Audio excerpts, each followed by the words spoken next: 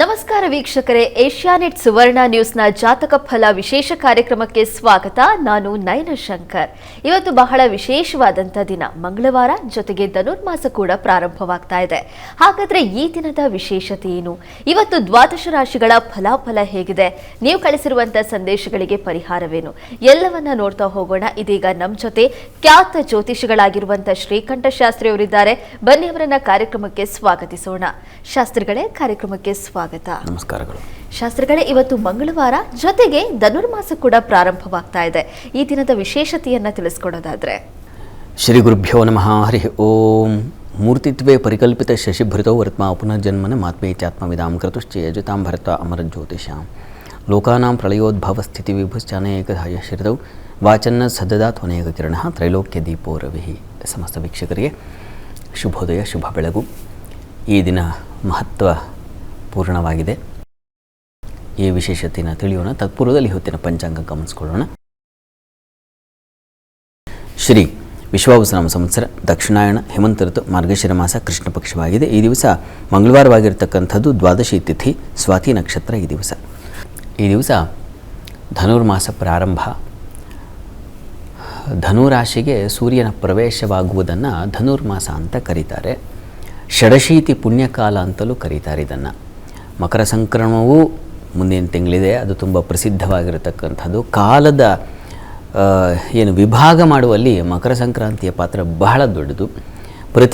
ಪ್ರತಿ ರಾಶಿಗೂ ಸೂರ್ಯನ ಪ್ರವೇಶವಾದಾಗ ಹಲವು ಮಹತ್ವಗಳಿದ್ದೇ ಇದೆ. ಒಂದೊಂದು ರಾಶಿಗೂ ಒಂದೊಂದು ರೀತಿಯ ಮಹತ್ವವನ್ನು ತಂದುಕೊಡ್ತಾನೆ.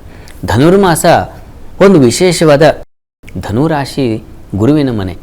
ಗುರುವಿನ ಮನೆಗೆ ಸೂರ್ಯನ ಪ್ರವೇಶವಾದರೆ ಧಾರ್ಮಿಕ ಕಾರ್ಯಗಳು, ದೇವ ಕಾರ್ಯಗಳು, ಅವುಗಳಿಗೆ ಬಹಳ ವಿಶೇಷ ಮಾನ್ಯತೆ, ಸ್ಥಾನಮಾನ ದೊರೆಯುತ್ತಲ್ಲ. ಒಬ್ಬ ರಾಜಗ್ರಹ ಗುರುವಿನ ಮನೆಗೆ ಬಂದರೆ ಹೇಗಾಗುತ್ತೆ? ರಾಜ ಧಾರ್ಮಿಕನಾಗಿದ್ದರೆ ಪ್ರಜೆಗಳು ಧಾರ್ಮಿಕರಾಗಿಬಿಡ್ತಾರಲ್ವ. ಆ ರೀತಿಯಲ್ಲಿ ಗ್ರಹಗಳಿಗೆಲ್ಲ ರಾಜನಾಗಿರ್ತಕ್ಕಂತಹ ಸೂರ್ಯ ಗುರುವಿನ ಮನೆ ಪ್ರವೇಶ ಮಾಡಿ ಗುರುವಿನ ದೃಷ್ಟಿಯೂ ಬೀಳುತ್ತೆ. ಹೀಗಾಗಿ ಲೋಕಕ್ಕೆ ಒಂದು ರೀತಿಯ ಧಾರ್ಮಿಕ ವಾತಾವರಣ ನಿರ್ಮಾಣವಾಗುತ್ತೆ. ಅದರಲ್ಲೇನು ಸಂಶಯ ಇಲ್ಲ. ಬೇರೆ ಬೇರೆ ಗ್ರಹಗಳನ್ನು ನೋಡಿದಾಗ ಯಾವುದೋ ಶನಿ ದೃಷ್ಟಿ ಇದೆ, ಕುಜ ದೃಷ್ಟಿ ಇದೆ, ಯುದ್ಧ ಸಂಭವಿಸುತ್ತೆ, ಮತ್ತೊಂದು ಸಂಭವಿಸುತ್ತೆ, ಈ ಥರದ್ದೆಲ್ಲ ಚಿಂತನೆ ಮಾಡ್ತೀವಲ್ಲ, ಇದನ್ನು ಚಿಂತನೆ ಮಾಡಬೇಕು. ಸೂರ್ಯನಿಗೆ ಗುರುವಿನ ದೃಷ್ಟಿ ಬೀಳ್ತಕ್ಕಂಥದ್ದು, ಗುರುವಿನ ಮನೆಗೆ ಸೂರ್ಯನ ಪ್ರವೇಶ ಆಗ್ತಕ್ಕಂಥದ್ದು ಧರ್ಮ ಕಾರ್ಯಗಳಿಗೆ, ಧರ್ಮ ಚಟುವಟಿಕೆಗಳಿಗೆ, ಸತ್ಕಾರ್ಯಗಳು, ಇವುಗಳು ನಡೀಲಿಕ್ಕೆ ಈಗ ಒಂದು ಕಾಲ ನಿರ್ಮಾಣವಾಗಿದೆ. ಧನುರ್ಮಾಸವೇ ಹಾಗೆ.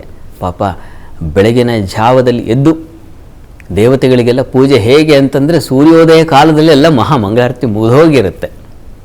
ಅದು ರಾತ್ರಿ ದೇವಿ ಪಡೆದುಕೊಂಡಂಥ ಬಹಳ ವಿಶೇಷವಾದ ವರ ಅಂತ ಕಥೆಗಳನ್ನು ನೋಡಿದ್ರೆ ನಮಗೆ ಗೊತ್ತಾಗುತ್ತೆ. ಈ ಧನುರ್ಮಾಸಕ್ಕೆ ಸಂಬಂಧಿಸಿದ ಹಾಗೆ 2 ಕಥೆಗಳನ್ನು ಹೇಳ್ತಾರೆ. ಸೂರ್ಯನಿಗೆ ಶಾಪ ಬ್ರಹ್ಮ ಒಂದು ಸಲ ಸಂಚಾರ ಮಾಡ್ತಾ ಇದ್ದಂತೆ.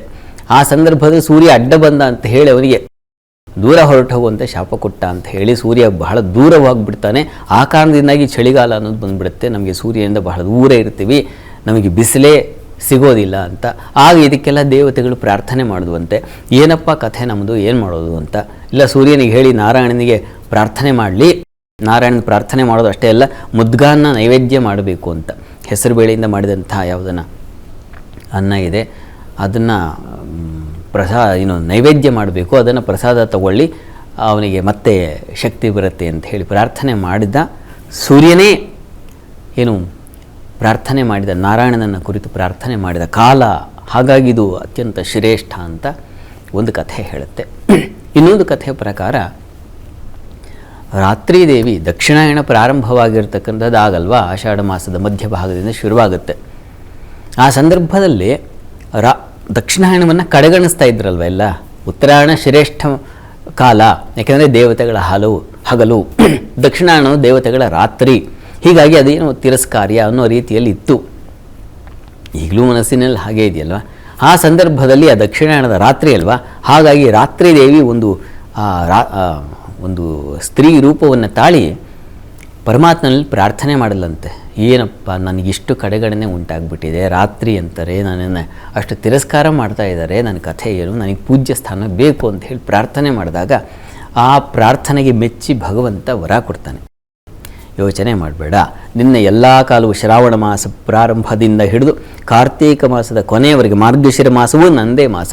ಅಷ್ಟೂ ಕಾಲ ನಿನಗೆ ಭಗವತ್ ಪೂಜೆ, ಭಗವತ್ ಪ್ರಾರ್ಥನೆಗಳು, ವ್ರತಗಳು ಇತ್ಯಾದಿಗಳೆಲ್ಲ ನಡೆಯುತ್ತೆ ನಿನ್ನ ಕಾಲದಲ್ಲಿ ಅಂಥೇಳಿ ನಾವು ವರಮಹಾಲಕ್ಷ್ಮಿಯನ್ನು ಕಾಣ್ತೀವಲ್ಲ ಶ್ರಾವಣ ಮಾಸದ ಪ್ರಾರಂಭದಿಂದ.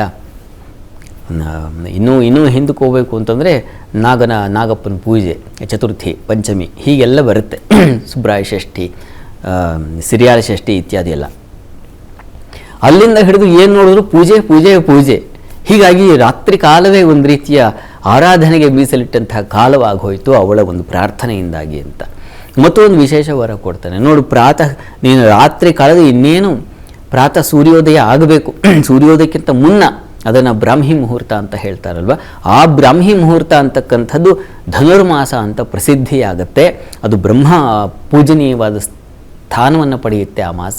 ಹೀಗಾಗಿ ದೇವತೆಗಳ ಬ್ರಾಹ್ಮಿ ಮುಹೂರ್ತ ಕಾಲ ಯಾವುದಪ್ಪ ಅಂತಂದರೆ ಅದು ಈ ಧನುರ್ಮಾಸ ಅಂತ ಹೇಳಿ, ಹೀಗಾಗಿ ಆಗ ಬೇಗ ಪೂಜೆ ಮಾಡಿದ್ರೆ ಅದು ಸಾಕ್ಷಾತ್ ಪರಮಾತ್ಮನಿಗೆ ತಲುಪಿಬಿಡುತ್ತೆ ಅನ್ನುವ ದೃಷ್ಟಿ ಇದೆ. ದೇವತೆಗಳ ಬ್ರಾಹ್ಮಿ ಮುಹೂರ್ತ ಕಾಲ ಯಾವುದಪ್ಪ ಅಂತಂದರೆ ಇದು ಧನುರ್ಮಾಸ, ಸೂರ್ಯೋದಯಕ್ಕಿಂತ ಮುನ್ನದ ಕಾಲ. ನಾವೆಲ್ಲ ಹೇಳ್ತೀವಲ್ಲ ಬ್ರಾಹ್ಮಿ ಮುಹೂರ್ತದಲ್ಲಿ ಮಾಡಿದ್ರೆ ಅಷ್ಟು ಒಳ್ಳೆಯದು, ಓದಿದ್ರೆ ಒಳ್ಳೆಯದು, ಪೂಜೆ ಮಾಡಿದ್ರೆ ಒಳ್ಳೆಯದು, ಇನ್ನೇನು ಮಾಡಿದ್ರು ಈ ಥರದ್ದು ಮನಸ್ಸಿನಲ್ಲಿದೆಯಲ್ಲ. ಹೌದು, ಆ ಕಾಲದಲ್ಲಿ ವೈಶಿಷ್ಟ್ಯತೆ ಇದೆ. ಕಾರಣ ಪ್ರಾತಃ ಕಾಲದಲ್ಲಿ ಸೂರ್ಯನ ಕಿರಣಗಳು ನಮ್ಮ ಭೂಮಿಗೆ ತಾಗುವ ಮುನ್ನ ಋಷಿಮುನಿಗಳೆಲ್ಲ ಎಚ್ಚರವಿದ್ದು ಸ್ತುತಿಯನ್ನು ಮಾಡ್ತಾ ಇರ್ತಾರೆ, ಭಗವತ್ ಸ್ತುತಿಯನ್ನು. ಆ ಸಂದರ್ಭದಲ್ಲಿ ಭಗವಂತನ ಕೃಪೆ ಹೆಚ್ಚಾಗಿರುತ್ತೆ. ಈ ಕಾರಣದಿಂದಾಗಿ ಆ ಕಾಲ ಶ್ರೇಷ್ಠ ಅಂತ. ಇನ್ನು ದೇವತೆಗಳಿಗೆ ರಾತ್ರಿ ಇತ್ತಲ್ಲ ದಕ್ಷಿಣಾಯಣ, ರಾತ್ರಿ ಕಾಲದ ಈಗ ದೇವತೆಗಳಿಗೂ ಋಷಿ ಮುನಿಗಳೆಲ್ಲ ಅವರಿಗೆ ಇದು ಬ್ರಾಹ್ಮಿ ಮುಹೂರ್ತ ಕಾಲ ಈ ಧನುರ್ಮಾಸ. ಈ ಕಾರಣದಿಂದಾಗಿ ಧನುರ್ಮಾಸದಲ್ಲಿ ನಾವೇನಾದ್ರು ಪೂಜೆ ಮಾಡಿದ್ರೆ ಅದು ಪರಮಾತ್ಮನಿಗೆ ಅತ್ಯಂತ ಪ್ರಿಯವಾಗುತ್ತೆ. ತನ್ಮೂಲಕ ನಮ್ಮ ಸಂಕಟಗಳೆಲ್ಲ ನಾಶವಾಗುತ್ತೆ. ಅದಕ್ಕಿಂತ ಮುಖ್ಯವಾಗಿ ಭಗವಂತ ನಮ್ಮ ಕಡೆ ದೃಷ್ಟಿ ಹಾಯಿಸ್ತಾನೆ, ನಮ್ಮನ್ನು ನೋಡ್ತಾನೆ ಅಂತ. ಹೀಗಾಗಿ ಧನುರಾಶಿಗೆ ಸೂರ್ಯನ ಪ್ರವೇಶವಾದರೆ ಬಹಳ ವಿಶೇಷವಾದ ಫಲವನ್ನು ಹೇಳಿದೆ. ಸತ್ಪೂಜ್ಯೋ ಧನವಾನ್ ಧನುರ್ಧರಗತೆ ತೀಕ್ಷ್ಣೋಭಿಷಕ್ಕಾರುಕೋ ಅಂತ ಹೇಳುತ್ತೆ. ಸತ್ಪೂಜ್ಯರಾಗ್ತಾರೆ ಮನುಷ್ಯರು, ಮುಖ್ಯವಾಗಿ ಇದು ಬೇಕಾಗಿರತಕ್ಕಂಥದ್ದು. ಈ ಥರದೆಲ್ಲ ಫಲವನ್ನು ನಾವು ಅನಂತರದಲ್ಲಿ ನೋಡೋಣ. ಅಂತೂ ಈ ದಿವಸ ನೀವು ಏನು ಮಾಡಬಹುದು, ಎಲ್ಲ ವಿಷ್ಣು ಸನ್ನಿಧಾನಗಳಿಗೆ ಹೋಗಿ ವಿಶೇಷ ಪೂಜನೆ, ಮುದ್ಗಾನ್ನ ನೈವೇದ್ಯವನ್ನು ಮಾಡಿಸಿ ಪ್ರಸಾದ ತೆಗೆದುಕೊಳ್ಳಿ, ಒಳ್ಳೆಯದಾಗಲಿ. ಸರಿ ಶಾಸ್ತ್ರಿಗಳೇ, ಧನುರ್ಮಾಸ ಪ್ರಾರಂಭವಾಗ್ತಾ ಇದೆ. ಧನುರ್ಮಾಸದ ಮಹತ್ವವನ್ನು ತಿಳಿಸ್ಕೊಟ್ಟಿದ್ದೀರಾ, ಅದರ ಜೊತೆಗೆ ಬ್ರಾಹ್ಮಿ ಮುಹೂರ್ತದ ವಿಶೇಷತೆ ಏನು ಅನ್ನೋದನ್ನು ಕೂಡ ತಿಳಿಸ್ಕೊಟ್ಟಿದ್ದೀರಾ ಶಾಸ್ತ್ರಿಗಳೇ. ಈಗ ವೀಕ್ಷಕರು ಕೂಡ ಸಾಕಷ್ಟು ಸಂದೇಶ ಕಳಿಸಿದ್ದಾರೆ, ಅದನ್ನು ನೋಡೋಣ. ಮೊದಲನೇ ಸಂದೇಶವನ್ನು ಹೊಸಕೋಟೆಯಿಂದ ಚಂದ್ರಶೇಖರ್ ಅವರು ಕಳಿಸಿದ್ದಾರೆ. ಚಂದ್ರಶೇಖರ್ ಅವರ ಜನ್ಮ ದಿನಾಂಕ 27/12/1998. ಹುಟ್ಟಿದ ಸಮಯ ಸಂಜೆ 5:35. ಕೆಲಸ, ಆರೋಗ್ಯ, ಮದುವೆ ಬಗ್ಗೆ ತಿಳಿಸ್ಕೊಡಿ ಅಂತ ಪ್ರಶ್ನೆ ಕೇಳಿದ್ದಾರೆ ಶಾಸ್ತ್ರಿಗಳೇ. ಚಂದ್ರಶೇಖರ್ ಅವರ ಪ್ರಶ್ನೆ ಕೆಲಸ, ಆರೋಗ್ಯ, ಮದುವೆ. ಹೌದು ಶಾಸ್ತ್ರಿಗಳೇ, ಪ್ರಶ್ನೆಗಳು ಕೇಳಿದ್ದಾರೆ ಅವರಲ್ಲ. ಹೌದು ಶಾಸ್ತ್ರಿಗಳೇ. ಜಾತಕ ನೋಡಿ, ತಮ್ಮದು ಮಿಥುನ ಲಗ್ನ. ಲಗ್ನದ ಅಧಿಪತಿ ಬುಧ 6ನೇ ಮನೆಯಲ್ಲಿದ್ದಾನೆ, ರೋಗ ಸ್ಥಾನದಲ್ಲೇ ಇದ್ದಾನೆ. ಈಗ ಪ್ರಸ್ತುತ ಕಾಲವನ್ನು ನೋಡಿದ್ರೆ ಶುಕ್ರ ದಶೆಯಲ್ಲಿ ತಮಗೆ ಶನೈಶ್ಚರನ ಭಕ್ತಿ ನಡೀತಾ ಇದೆ. ಶನೈಶ್ಚರ ನಿಮಗೆ ನೀಚ ಸ್ಥಾನದಲ್ಲಿದ್ದಾನೆ. ಆರೋಗ್ಯದಲ್ಲಿ ಸ್ವಲ್ಪ ಎಚ್ಚರಿಕೆ ತಗೋಬೇಕು ನೀವು, ಯಾಕೆಂದರೆ ಅವನು ಅಷ್ಟಮಾಧಿಪತಿ ನಿಮ್ಮ ಜಾತಕದಲ್ಲಿ. ಹೀಗಾಗಿ ಅವನಿಂದ ಸ್ವಲ್ಪ ತೊಂದರೆ ಉಂಟಾಗಬಹುದು. ಶನೈಶ್ಚರ ಶಾಂತಿ ಮಾಡಿಸಿದ್ರೆ ತುಂಬ ಒಳ್ಳೆಯದು, ಪ್ರಯತ್ನ ಮಾಡಿ. ಇಲ್ಲ ಶನೈಶ್ಚರ ಮಂದಿರದಲ್ಲಿ ರುದ್ರಾಭಿಷೇಕ ಮಾಡಿಸಿ, ತಪ್ಪದೆ ಪ್ರತಿ ಶನಿವಾರ ನಿರಂತರವಾಗಿ ಮಾಡಿಸಿ. 2027 ಬೇಕು ಮಾಡಿಸಿ. ಇನ್ನು ವೃತ್ತಿ ಬಗ್ಗೆ ಕೇಳಿದ್ದೀರಿ. ವೃತ್ತಿಯ ಅಧಿಪತಿ ಭಾಗ್ಯಸ್ಥಾನದಲ್ಲಿದ್ದಾನೆ. ವೃತ್ತಿಗೇನೂ ತೊಂದರೆ ಇಲ್ಲ, ಕೆಲಸ ಕಾರ್ಯಗಳಿಗೆ ಅನುಕೂಲ ಉಂಟಾಗುತ್ತೆ. ಆರೋಗ್ಯದ ಕಡೆ ಸ್ವಲ್ಪ ಗಮನ ತೆಗೆದುಕೊಂಡ್ರೆ ಸಾಕು. ಆರೋಗ್ಯವನ್ನು ನೋಡ್ಕೊಳ್ಳಿ ಎಚ್ಚರಿಕೆಯಿಂದ. ವೃತ್ತಿ ಇದೆಲ್ಲ ದೈವಾನುಕೂಲದಿಂದ ಸುಲಭವಾಗಿ ನಿಮಗೆ ಅನುಕೂಲ ಇದೆ ಅನ್ನೋದನ್ನು ಸೂಚಿಸ್ತಾ ಇದೆ. ಧನಲಾಭವೂ ಇದೆ, ಅನುಕೂಲ ಇದೆ. ಇನ್ನು ವಿವಾಹದ ಬಗ್ಗೆ ಕೇಳಿದ್ದೀರಿ. ವಿವಾಹಕ್ಕೆ ನಿಮಗೆ ನೋಡಿ, ರವಿ ಶುಕ್ರ ಈ ಗ್ರಹ ಶಾಂತಿ ಬೇಕು, ಕುಜ ಶಾಂತಿಯೂ ಬೇಕು. ಕುಜ, ರವಿ, ಶುಕ್ರ. ವ್ಯಯಾಧಿಪತಿ ಶುಕ್ರ ಸಪ್ತಮದಲ್ಲಿದ್ದರೆ ಸ್ವಲ್ಪ ತೊಂದರೆ ಆಗುತ್ತೆ. ಈ ಕಾರಣದಿಂದಾಗಿ ಶುಕ್ರ ಹಾಗೂ ರವಿ ಮತ್ತು ಕುಜ ಈ 3 ಗ್ರಹಗಳಿಗೆ ವಿಶೇಷ ಶಾಂತಿ ಸಮರ್ಪಣೆ ಮಾಡಿ ಆನಂತರದಲ್ಲಿ ವಿವಾಹ ಪ್ರಯತ್ನ ಮಾಡಿ, ಒಳ್ಳೆಯದಾಗಲಿ. ಸರಿ ಶಾಸ್ತ್ರಿಗಳೇ, ಮುಂದಿನ ಸಂದೇಶವನ್ನು ಅರಸೀಕೆರೆಯಿಂದ ರುದ್ರೇಶ್ ಅವರು ಕಳಿಸಿದ್ದಾರೆ. ರುದ್ರೇಶ್ ಅವರ ಜನ್ಮ ದಿನಾಂಕ 2/8/1972. ಹುಟ್ಟಿದ ಸಮಯ ಬೆಳಗ್ಗೆ 11:32. ಆರೋಗ್ಯ ಹಾಗೆ ಮನೆ ಬಗ್ಗೆ ತಿಳಿಸ್ಕೊಡಿ ಅಂತ ಪ್ರಶ್ನೆ ಕೇಳಿದ್ದಾರೆ ಶಾಸ್ತ್ರಿಗಳೇ. ರುದ್ರೇಶ್ ಅವರ ಪ್ರಶ್ನೆ ಆರೋಗ್ಯ ಮತ್ತು ಮನೆ ವಿಚಾರವಾಗಿ ಅಲ್ವಾ? ಹೌದು ಶಾಸ್ತ್ರಿಗಳೇ. ಜಾತಕ ನೋಡಿ, ತಮ್ಮ ಜಾತಕವನ್ನು ಪರಿಶೀಲಿಸಿದ್ರೆ ಇದು ತುಲಾ ಲಗ್ನವಾಗಿದೆ. ಲಗ್ನದ ಅಧಿಪತಿ ಶುಕ್ರ ನಿಮಗೆ ಭಾಗ್ಯಸ್ಥಾನದಲ್ಲಿದ್ದಾನೆ. ಪ್ರಸ್ತುತ ರಾಹು ದಶೆಯಲ್ಲಿ ಈಗ ನಡೀತಾ ಇರತಕ್ಕಂಥದ್ದು ಶುಕ್ರನ ಭುಕ್ತಿ ನಡೀತಾ ಇದೆ. ಲಗ್ನಾಧಿಪತಿ ಶುಕ್ರನಿಗೆ ಬಲ ಇದೆ, ಆತಂಕ ಬೇಡ, ತೊಂದರೆ ಇಲ್ಲ. ದುರ್ಗಾ ಕವಚ ಹೇಳ್ಕೊಳ್ಳಿ, ಸಣ್ಣ ಪುಟ್ಟ ಸಮಸ್ಯೆಗಳಷ್ಟೇ. ಇನ್ನು ಚತುರ್ಥ 4ನೇ ಅಂದರೆ ಗೃಹಸ್ಥಾನದ ಬಗ್ಗೆ ಕೇಳಿದ್ದೀರಾ. ಮನೆ ವಿಚಾರವಾಗಿ ಅಷ್ಟು ಬಲ ಇಲ್ಲ, ಕಡಿಮೆ ಇದೆ ಬಲ. ತಮಗೆ ನೋಡಿ, ಈಗ ಫೆಬ್ರವರಿ ಸಂದರ್ಭದಲ್ಲಿ ಪ್ರಯತ್ನ ಮಾಡಬಹುದು. ಆ ಸಂದರ್ಭದಲ್ಲಿ ಕುಜನ ಸಂಚಾರ ಚೆನ್ನಾಗಿರ್ತದೆ, ಆಗ ನಿಮಗೆ ಒಂದು ಬಲ ಬರುತ್ತೆ. ಹೀಗಾಗಿ ಫೆಬ್ರವರಿ ನಂತರದಲ್ಲಿ ಪ್ರಯತ್ನ ಮಾಡಿ, ಅನುಕೂಲ ಆಗುತ್ತೆ, ಒಳ್ಳೆಯದಾಗಲಿ. ಶಾಸ್ತ್ರಿಗಳೇ, ಇವತ್ತು ಮೊದಲ 6 ರಾಶಿಗಳ ಫಲಾಫಲ ಹೇಗಿದೆ ತಿಳಿಸೋದಾದರೆ? 12 ರಾಶಿಗಳ ಫಲಾಫಲ ತಿಳಿಯುವ ಮುನ್ನ ಈ ಹೊತ್ತಿನ ಗ್ರಹಸ್ಥಿತಿಯನ್ನು ಗಮನಿಸ್ಕೊಳ್ಳೋದಾದರೆ, ಮಿಥುನ ರಾಶಿಯಲ್ಲಿ ಗುರು ಇರತಕ್ಕಂಥದ್ದು ಈ ದಿವಸ ಕರ್ಕಟಕ ರಾಶಿಯಲ್ಲಿ ಮಾಂದ್ಯವದಿಯಾಗಿದೆ. ಕೇತು ಇರತಕ್ಕಂಥದ್ದು ಸಿಂಹ ರಾಶಿಯಲ್ಲಿ. ತುಲಾ ರಾಶಿಯಲ್ಲಿ ಚಂದ್ರನ ಸ್ಥಿತಿಯನ್ನು ಕಾಣ್ತಾ ಇದ್ದೀವಿ. ಇನ್ನು ಶುಕ್ರ ಹಾಗೂ ಬುಧರ ಯುತಿಯನ್ನು ನೋಡ್ತಾ ಇದ್ದೀವಿ, ಅದು ವೃಶ್ಚಿಕ ರಾಶಿಯಲ್ಲಿ. ಕುಜ ಮತ್ತು ರವಿ ಕುಜರು ಒಟ್ಟಾಗಿದ್ದಾರೆ, ಅದು ಧನು ರಾಶಿಯಲ್ಲಿ. ಇನ್ನು ಕುಂಭಮೀನಗಳಲ್ಲಿ ರಾಹು ಮತ್ತು ಶನಿಶ್ಚರನ ಕಾಣ್ತೀವಿ. ಹೀಗಿರುವಾಗ 12 ರಾಶಿಗಳ ಫಲಾಫಲ ತಿಳಿತಾ ಹೋಗೋಣ. ಮೊದಲಿಗೆ ಮೇಷರಾಶಿಯವರಿಗೆ ಈ ದಿವಸ ನೋಡಿ, ಸೂರ್ಯನ ಪ್ರವೇಶ ಆಗಿಬಿಟ್ಟಿದೆ ಧನು ರಾಶಿಗೆ. ಹೀಗಾಗಿ ಸತ್ಪೂಜ್ಯೋ ಧನವಾನ್, ಧನುರ್ಗತನಾದಂಥ ರವಿಯಿಂದಾಗಿ ಪೂಜಿತನಾಗ್ತಾರೆ. ಅದು ವಸ್ತುತಃ ಧರ್ಮಸ್ಥಾನ. ಹೀಗಾಗಿ ಸತ್ಕಾರ್ಯಗಳು, ಪುಣ್ಯ ಕಾರ್ಯಗಳು ಇವುಗಳಲ್ಲಿ ಆಸಕ್ತಿ ಬರತಕ್ಕಂಥದ್ದೆಲ್ಲ ನಡೆಯುತ್ತೆ. ಆದರೆ ತಂದೆ ಮಕ್ಕಳಲ್ಲಿ ಸ್ವಲ್ಪ ಮನಸ್ತಾಪ, ಭಿನ್ನಾಭಿಪ್ರಾಯಗಳಿರುತ್ತೆ. ಈ ದಿವಸದಿಂದ ಶುರುವಾಗುತ್ತೆ, ಸ್ವಲ್ಪ ಸಮಾಧಾನವಾಗಿರಬೇಕು.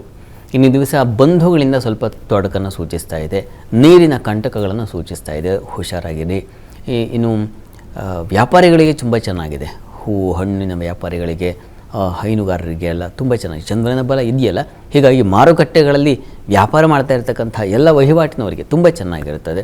ಅದರಲ್ಲೂ ಹೂವು ಹಣ್ಣು ರಸ ವ್ಯಾಪಾರ, ದ್ರವ ವ್ಯಾಪಾರಿಗಳಿಗೆ ತುಂಬ ಚೆನ್ನಾಗಿದೆ. ಪ್ರಯಾಣದ ಸ್ವಲ್ಪ ಎಚ್ಚರ ವಹಿಸಿ ಈ ದಿವಸ ವಿಷ್ಣುವಿನ ಪ್ರಾರ್ಥನೆ ಮಾಡಿಕೊಳ್ಳಿ. ಇನ್ನು ವೃಷಭ ರಾಶಿಯವರಿಗೆ ಸೂರ್ಯ ಅಷ್ಟಮಕ್ಕೆ ಹೋದರೆ ಸ್ವಲ್ಪ ನಿಂದನೆಗೆ ಗುರಿಯಾಗ್ತೀರಾ, ದುಃಖಕ್ಕೆ ಗುರಿಯಾಗ್ತೀರಾ, ಆರೋಗ್ಯದಲ್ಲಿ ಏರುಪೇರಾಗುತ್ತೆ. ಚತುರ್ಥಾಧಿಪತಿ, ಆರೋಗ್ಯದ ಅಧಿಪತಿ ಅವನು. ಈ ಕಾರಣದಿಂದಾಗಿ ಆರೋಗ್ಯದಲ್ಲಿ ವ್ಯತ್ಯಾಸ ಆಗುತ್ತೆ, ಹುಷಾರು. ಇನ್ನು ಈ ದಿವಸ ನಿಮಗೆ ಸ್ವಲ್ಪ ಭಯ, ಆತಂಕಗಳನ್ನು ಸೂಚಿಸ್ತಾ ಇದೆ. ಕುಟುಂಬದಲ್ಲೂ ಒಂದು ಬಲ ಇದೆ, ಕುಟುಂಬದವ್ರ ಸಹಕಾರ. ನೀವು ಏನಾದರೂ ತೊಂದರೆಗೊಳಪಟ್ಟರೆ ಆತುಕೊಳ್ತಾರೆ ಕುಟುಂಬದವರು, ತಕ್ಷಣ ರೆಸ್ಪಾಂಡ್ ಮಾಡ್ತಾರೆ, ಅದು ನಿಮಗೆ ಹಿತ ಅನಿಸುತ್ತೆ. ಅದರ ಹೊರತಾಗಿ ಸ್ವಲ್ಪ ತೊಡಕು, ಸ್ತ್ರೀಯರಿಗೂ ಆರೋಗ್ಯದಲ್ಲಿ ವ್ಯತ್ಯಾಸ, ಸ್ವಲ್ಪ ಶತ್ರುಗಳ ಬಾಧೆ, ಸ್ವಲ್ಪ ಈ ಗ್ರಹಗಳ ಬದಲಾವಣೆ ನಿಮಗೆ ಅಷ್ಟು ಬಲ ಕೊಡ್ತಾ ಇಲ್ಲ. ಪ್ರಾರ್ಥನೆಗೆ ಈ ದಿವಸ ತಪ್ಪದೇ ಆದಿತ್ಯ ಹೃದಯ ಹೇಳ್ಕೊಳ್ಳಿ. ಇನ್ನು ಮಿಥುನ ರಾಶಿಯವರಿಗೆ ಈ ದಿವಸ ಗುರುವಿನ ದೃಷ್ಟಿಯೂ ಇದೆ ರವಿಗೆ. ಈ ಕಾರಣದಿಂದಾಗಿ ದಾಂಪತ್ಯದಲ್ಲಿ ಮನಸ್ತಾಪಗಳು ಮತ್ತು ಹಾಗೆ ಸರಿ ಹೋಗುತ್ತೆ, ಆತಂಕ ಬೇಡ. ವೃತ್ತಿಯಲ್ಲೆಲ್ಲ ಅನುಕೂಲ ಇದೆ, ಆತಂಕ ಇಲ್ಲ. ಇನ್ನು ಸ್ತ್ರೀಯರಿಗೆ ಪ್ರತಿಭಾಶಕ್ತಿ ಚೆನ್ನಾಗಿದೆ ಈ ದಿವಸ. ಮಕ್ಕಳ ವಿಚಾರದಲ್ಲಿ ಸಮಾಧಾನ, ಸೌಖ್ಯ, ಅವರ ಒಂದು ಏಳಿಗೆ, ಬೆಳವಣಿಗೆ ಇದೆಲ್ಲ ನಿಮಗೆ ಒಂದು ಸಮಾಧಾನ, ಶಾಂತಿ ಕೊಡುತ್ತೆ. ಈ ದಿವಸ ಹೈಯರ್ ಸ್ಟಡೀಸ್ ಮಾಡೋರಿಗೆ, ಉನ್ನತ ಶಿಕ್ಷಣದವರಿಗೆ ತುಂಬ ಚೆನ್ನಾಗಿದೆ. ವಿಶೇಷವಾದ ಒಂದು ಮಾರ್ಗದರ್ಶನ ಸಿಗುತ್ತೆ. ಹೆಣ್ಣುಮಕ್ಕಳಿಗೆ ತುಂಬ ಚೆನ್ನಾಗಿದೆ ಈ ದಿವಸ. ಪ್ರಾರ್ಥನೆಗೆ ಈ ದಿವಸ ಶಿವಶಕ್ತಿಯರ ಆರಾಧನೆ ಮಾಡಿ. ಕರ್ಕಟಕ ರಾಶಿಯವರಿಗೆ ಈ ದಿವಸ ನಿಮ್ಮ ರಾಶಿಯ ಅಧಿಪತಿ ಚತುರ್ಥದಲ್ಲಿರೋದು ತುಂಬ ಒಳ್ಳೆಯದು. ಹೀಗಾಗಿ ಬಂಧು ಮಿತ್ರರ ಸಹಕಾರ, ಆತ್ಮೀಯತೆ, ಒಡನಾಟ ಇದೆಲ್ಲ ತುಂಬ ಇಷ್ಟವಾಗುತ್ತೆ. ಮನೋರಂಜನೆ, ಮನಸ್ಸಿಗೆ ಹಿತ ಯಾವುದೋ ಅದರ ಕಡೆಗೆ ನಿಮ್ಮ ದಾರಿ ಇರುತ್ತೆ, ಅದರ ಕಡೆ ಪ್ರಯಾಣ ಇರುತ್ತೆ. ಆ ರೀತಿಯಲ್ಲಿ ಪ್ರಯಾಣದಲ್ಲೂ ಅನುಕೂಲಕರವಾಗಿದೆ ಈ ದಿವಸ. ಎಲ್ಲರೂ ಪ್ರಯಾಣ ಮಾಡಬೇಕು, ಎಲ್ಲ ದೂರ ಹೋಗಬೇಕು ಇತ್ಯಾದಿ ಇದ್ದರೆ ಅದರಲ್ಲಿ ಒಂದು ಹಿತವಾದ ಒಂದು ಅನುಕೂಲ ವಾತಾವರಣ ಇದೆ. ಕೃಷಿಕರಿಗೆ ತುಂಬ ಚೆನ್ನಾಗಿದೆ. ಮಾರ್ಕೆಟ್ಗಳಲ್ಲಿ ಕೆಲಸ ಮಾಡೋರಿಗೆ ತುಂಬ ಚೆನ್ನಾಗಿದೆ ಈ ದಿವಸ. ನಮಗೆ ಷಷ್ಠದ ರವಿ ಕೂಡ ಬಲವನ್ನು, ಪರಾಕ್ರಮವನ್ನು ತಂದು ಕೊಡ್ತಾನೆ. ಹೀಗಾಗಿ ಶತ್ರುಗಳನ್ನು ಜಯಿಸ್ತಕ್ಕಂಥದ್ದು, ವಿಕ್ರಮ ಬರ್ತಕ್ಕಂಥದ್ದು ತುಂಬ ಚೆನ್ನಾಗಿದೆ ಈ ದಿವಸ. ಆರೋಗ್ಯ ಸ್ವಲ್ಪ ತಲೆನೋವು, ತಲೆಭಾರ ಇದನ್ನು ಸೂಚಿಸ್ತಾ ಇದೆ. ಹೀಗಾಗಿ ನೀವು ದುರ್ಗಾ ಕವಚ ಹೇಳ್ಕೊಳ್ಳಿ. ಇನ್ನು ಸಿಂಹರಾಶಿಯವರಿಗೆ ಪಂಚಮದ ರವಿಯಿಂದಾಗಿ ಬಹಳ ವಿಶೇಷವಾದ ಅನುಕೂಲ. ಹೈಯರ್ ಸ್ಟಡೀಸ್ ಮಾಡೋರಿಗೆ, ವೈದ್ಯಕೀಯ ಕ್ಷೇತ್ರದಲ್ಲಿ ಇರ್ತಕ್ಕಂಥವ್ರಿಗೆ, ಅದರಲ್ಲೂ MS ಮಾಡೋರಿಗೆ ತುಂಬ ಚೆನ್ನಾಗಿದೆ. ಬಹಳ ವಿಶೇಷವಾದ ಅನುಕೂಲಗಳು ಉಂಟಾಗುತ್ತೆ, ಅದನ್ನು ಸೂಚಿಸ್ತಾ ಇದೆ. ಇನ್ನು ನಿಮಗೆ ಧೈರ್ಯ, ಸಾಹಸ, ಹೆಣ್ಮಕ್ಳಿಗೆ ಬಹಳ ವಿಶೇಷವಾಗಿ ಉತ್ಸಾಹ ಶಕ್ತಿ ಚೆನ್ನಾಗಿರುತ್ತೆ ಈ ದಿವಸ. ನಿಮಗೆ ವೃತ್ತಿಯಲ್ಲೂ ಬಹಳ ವಿಶೇಷವಾದ ಅನುಕೂಲ ಕಾಣ್ತೀರಾ ಈ ದಿವಸ. ಚೆನ್ನಾಗಿದೆ ಅವರೇ. ನಿಮ್ಮ ಪಾಲಿಗೆ ಸೂರ್ಯನ ಪರಿವರ್ತನೆ ಬಹಳ ಪ್ರತಿಭಾ ಶಕ್ತಿಯನ್ನು ತಂದುಕೊಡ್ತಾನೆ. ಸ್ವಲ್ಪ ಉದರ ಬಾಧೆ ಇರುತ್ತೆ, ಆದಿತ್ಯ ಹೃದಯವನ್ನೇ ಹೇಳ್ಕೊಳ್ಳಿ. ಇನ್ನು ಕನ್ಯಾ ರಾಶಿ. ಕನ್ಯಾ ರಾಶಿಯವರಿಗೆ ಈ ದಿವಸ ಸುಗ್ರಾಸ ಭೋಜನ, ಮನೆಯಲ್ಲಿ ಒಳ್ಳೆಯ ವಾತಾವರಣ, ಸ್ತ್ರೀಯರಿಗೆ ಹೆಚ್ಚಿನ ಒಂದು ಅನುಕೂಲ, ಸಾಮರಸ್ಯ, ಮನೆಯಲ್ಲಿ ಕುಟುಂಬದಲ್ಲಿ ವಾತಾವರಣ ಹಿತವಾಗಿರುತ್ತೆ. ವೃತ್ತಿಯಲ್ಲೂ ಬಹಳ ವಿಶೇಷವಾದ ಅನುಕೂಲ ಇದೆ. ಪ್ರಯಾಣದಲ್ಲಿ ಸ್ವಲ್ಪ ಎಚ್ಚರ ವಹಿಸಿ. 2 ಬೆಂಕಿ ಗ್ರಹಗಳು ಪ್ರಯಾಣ ಸ್ಥಾನದಲ್ಲಿದ್ದರೆ ಏನಾಗುತ್ತೆ, ಘರ್ಷಣೆಗಳಾಗ್ಬಿಡುತ್ತೆ. ಹೀಗಾಗಿ ಅತಿಯಾದ ಸ್ಪೀಡ್, ಏನೋ ಆಲೋಚನೆ ಮಾಡ್ಕೊಂಡು ಓಡಿಸ್ತಕ್ಕಂಥದ್ದು ಇದೆಲ್ಲ ಒಳ್ಳೆಯದಲ್ಲ, ಎಚ್ಚರಿಕೆ ಬೇಕು. ಈ ದಿವಸ ತಪ್ಪದೇ ವಿಷ್ಣುವಿನ ಪ್ರಾರ್ಥನೆ ಮಾಡಿಕೊಳ್ಳಿ. ಇನ್ನು ತುಲಾರಾಶಿ. ತುಲಾರಾಶಿಯವರಿಗೆ ಈ ದಿವಸ ಬಹಳ ಚೆನ್ನಾಗಿದೆ, ವಿಶೇಷವಾದ ಅನುಕೂಲ, ಆರೋಗ್ಯದಲ್ಲಿ ಚೇತರಿಕೆ ಉಂಟಾಗುತ್ತೆ. ಸಹೋದರಲ್ಲಿ ಸಹಕಾರ, ಧೈರ್ಯ, ಶೌರ್ಯ, ಸಾಹಸಗಳನ್ನು ಸೂಚಿಸ್ತಾ ಇದೆ. ದೈವಾನುಕೂಲ, ದೇವತಾ ಪೂಜೆ ಪುನಸ್ಕಾರಗಳಲ್ಲಿ ಭಾಗಿಯಾಗ್ತಕ್ಕಂಥದ್ದನ್ನು ಸೂಚಿಸ್ತಾ ಇದೆ. ಈ ದಿವಸ ಸಂಗಾತಿಯಲ್ಲೂ ಒಂದು ಅನ್ಯೋನ್ಯತೆ, ಸಾಮರಸ್ಯ ಕಾಣಬಹುದು. ಈ ದಿವಸ ಕೆಲಸಗಳಲ್ಲಿ ಸ್ವಲ್ಪ ಹಿನ್ನಡೆ, ವಿಘ್ನಗಳನ್ನು ಸೂಚಿಸ್ತಾ ಇದೆ. ಗಣಪತಿ ಪ್ರಾರ್ಥನೆ ಮಾಡಿಕೊಳ್ಳಿ. ಇನ್ನು ವೃಶ್ಚಿಕ ರಾಶಿ. ವೃಶ್ಚಿಕ ರಾಶಿಯವರಿಗೆ ಈ ದಿವಸ ಮಾತು ಸ್ವಲ್ಪ ಒರಟಾಗಿರುತ್ತೆ. ಕುಟುಂಬದಲ್ಲಿ ಸ್ವಲ್ಪ ಅಸಹನೆ ಅನ್ನೋದು ನಿಮಗೆ ಉಂಟಾಗುತ್ತೆ. ಈ ದಿವಸ ಹೆಣ್ಣುಮಕ್ಕಳಿಗೆ ಅತಿಯಾದ ಅಲೆದಾಟ, ಏನೋ ಒಂದು ರೀತಿಯ ಆತ್ಮೀಯರಿಂದಾಗಿ ಮನಸ್ಸಿಗೆ ಬೇಸರ, ಇದನ್ನು ಸೂಚಿಸ್ತಾ ಇದೆ ಈ ದಿವಸ. ಈ ದೈವಾನುಕೂಲವೂ ಇಲ್ಲ ಈ ದಿವಸ. ನಿಮಗೆ ಸ್ವಲ್ಪ ಅದೃಷ್ಟಹೀನತೆ ಅಂತೀವಲ್ಲ, ಆ ರೀತಿಯಲ್ಲಿ ಸ್ವಲ್ಪ ತೊಡಕುಗಳಿದ್ದಾವೆ. ಈ ದಿವಸ ತಪ್ಪದೇ ನರಸಿಂಹ ಪ್ರಾರ್ಥನೆ ಮಾಡಿಕೊಳ್ಳಿ.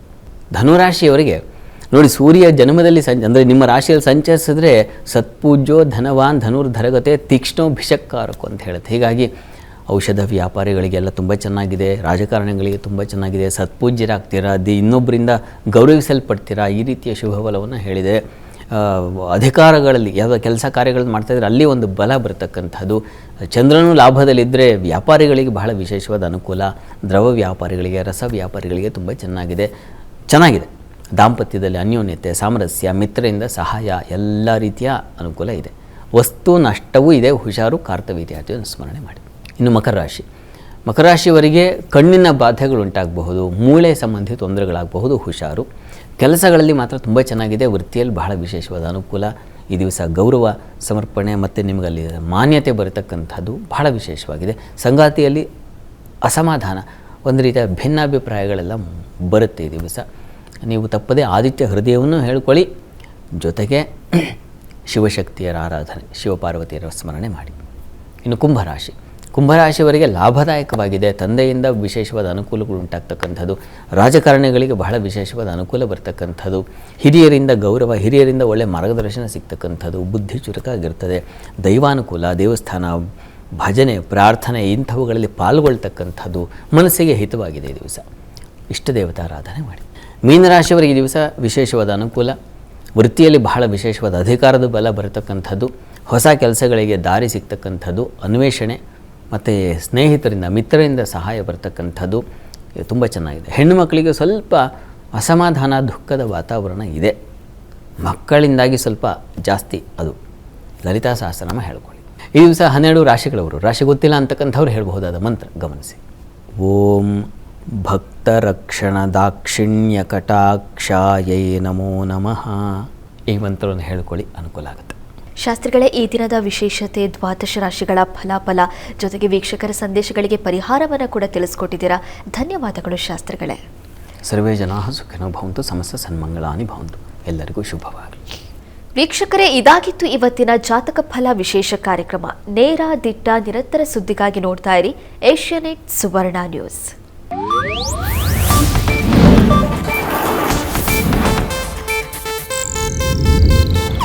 ಇದು ಏಷ್ಯಾನೆಟ್ ನ್ಯೂಸ್ ನೆಟ್ವರ್ಕ್ ಪ್ರಸ್ತುತಿ.